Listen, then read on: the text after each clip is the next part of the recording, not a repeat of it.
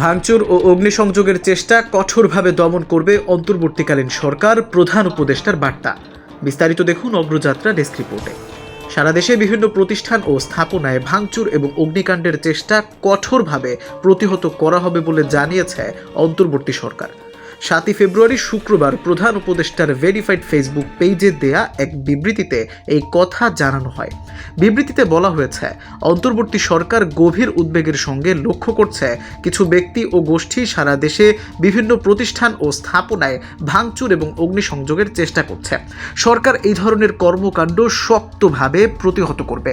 বিবৃতিতে আরও বলা হয়েছে, অন্তর্বর্তী সরকার নাগরিকদের জানমালের নিরাপত্তা রক্ষায় প্রস্তুত।